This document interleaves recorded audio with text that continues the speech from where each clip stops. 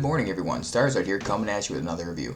This week's review will be covering Everdark Tower, a game that was released on August 22nd for the Nintendo Switch and was previously released on iOS and Android. Everdark Tower is a pocket-sized RPG that is designed to be easily accessible and beaten in under 3 hours. Everdark Tower begins with the main character waking up from a dream in which a girl in a clock tower is sending him a message. Very quickly you find out that time has stopped in its tracks and the world is trapped in dusk. The longer it stays dusk, the more monsters come out to harass the townsfolk, and the more vicious the monsters get.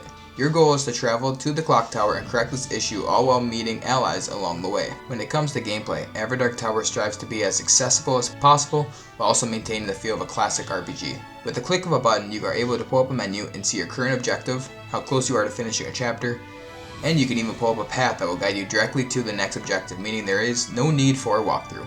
Just like any RPG, you are able to check your skills, stats, and equip weapons and armor to your team members. Armored weapons can be bought at any shop and money is readily available. Combat in this game is relatively simple. Enemies share a health bar, as do you, meaning one attack hits all. You also have a few options in combat. You can perform a regular attack, perform a guard, use an item, or perform a skill.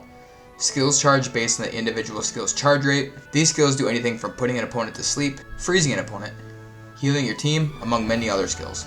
Unlike its counterpart Arcline Saga, Everdark's Tower took a little more strategy. Enemies actually charge attacks, forcing you to guard the turn of the attack to make use of that guard option. Enemies also inflict more status conditions, meaning you have to use more items more often, and there are actually more useful items in the shop to buy. These items do anything from increasing critical hit rate and damage, or even items that allow you to evade the opponent's next attack. Despite the fact that Everdark's Tower was more difficult than Arcline Saga, enemies were still pretty easy to exploit.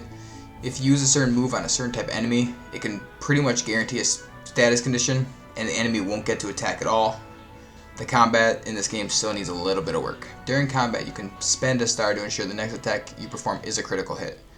These stars can be found just laying around and have several uses. Upon completion of a battle, you can spend one to double the experience you received. If you lose a battle, you can spend 1 star to instantly revive and continue battling. You can even spend 1 to heal all of your health outside of battle.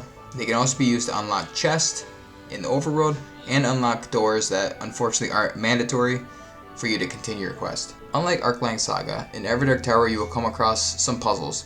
These puzzles do add a little bit of thinking to the gameplay, but overall they felt like the developers kind of just threw it in to give the player the illusion of more gameplay.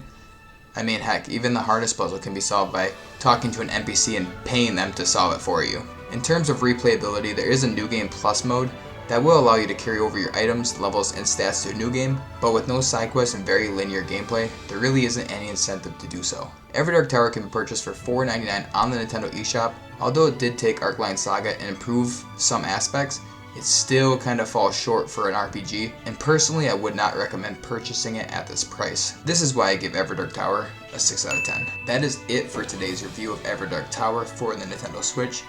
If you guys enjoyed today's review, hit that subscribe button, be sure to leave a like, and let me know down in the comments if you've played Arcline Saga or Everdark Tower and what you thought of them. And as always, thank you all for watching, and have a fantastic weekend.